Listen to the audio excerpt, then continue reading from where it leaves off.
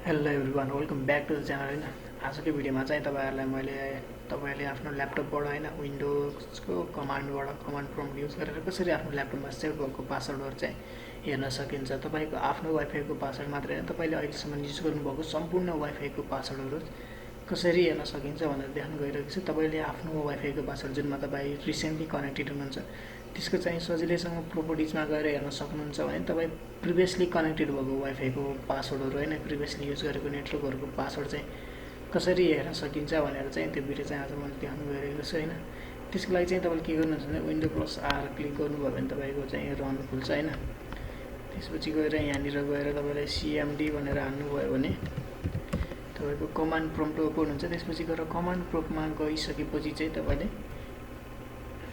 NETSH त्यसपछि गएर WLAN so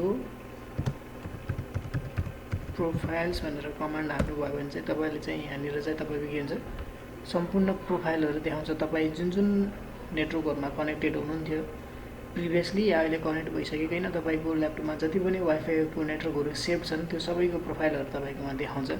मेरोमा चाहिँ 1 2 3 4 5 वटा देखाएको छ। यो दुईटा चाहिँ मेरै नै हो भने यो अरू 3टा चाहिँ तपाईँले प्रिभियसली भिडियोमा हेर्नु भने थाहा हुन्छ। यहाँ पनि देख्न सक्नुहुन्छ म चाहिँ अहिले यसमा कनेक्टेड छु भने अरू भनेको चाहिँ म प्रिभियसली कनेक्टेड भएको नेटवर्कहरू। अब यसको यिनीहरूको यो वाइफाईहरूको यिनीहरूको यो नेटवर्कहरूको चाहिँ पुरा डिटेल हेर्नको लागि चाहिँ तपाईँले चाहिँ के गर्नुपर्छ NETSH WLAN सो प्रोफाइल्स त्यसपछि गएर कुन चाहिँ वाइफाईको अथवा नेटवर्कको तपाईँले हेर्नुहुन्छ त्यो अनुसारले त्यसको नाम हाल्नुहोस्।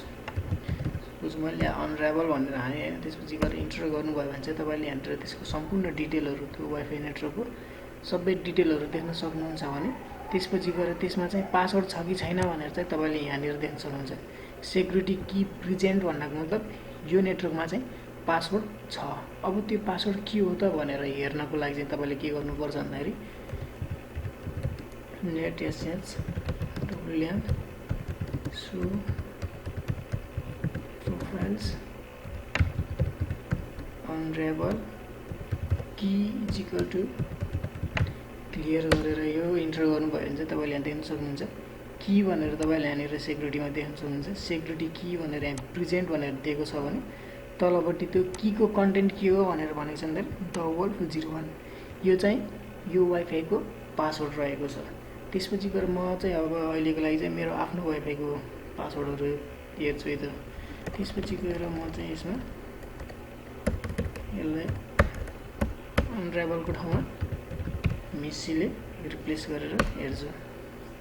यहाँ देख्न सक्नुहुन्छ तपाईँले मेरो प्रिभियस भिडियोहरू हेर्नुभएको थियो भने होइन, पासवर्ड पनि पक्कै नै थाहा होला। होइन, त्यसपछि गएर मेरो चाहिँ यहाँ देख्न सक्नुहुन्छ की कन्टेन्ट भनेर मेसी इक्वल टु 1010 भने मेसी@1010 चाहिँ मेरो वाइफाईको पासवर्ड रहेको छ। यसरी चाहिँ तपाईँले आफ्नो वाइफाईमा रेकर्ड भएको होइन सम्पूर्ण वाइफाईहरूको चाहिँ पासवर्डहरू चाहिँ हेर्न सक्नुहुन्छ। प्रिभियसली कनेक्टेड भएको वाइफाईको पासवर्डहरू पनि हेर्न सक्नुहुन्छ। ओके, आजको लागि चाहिँ भिडियो यति नै। भिडियो हेर्नुभएकोमा धन्यवाद। भिडियो मन पऱ्यो भने भिडियोलाई लाइक त्यसपछि गएर च्यानललाई सब्सक्राइब गर्नु नबिर्सिनु होला। Thanks for watching.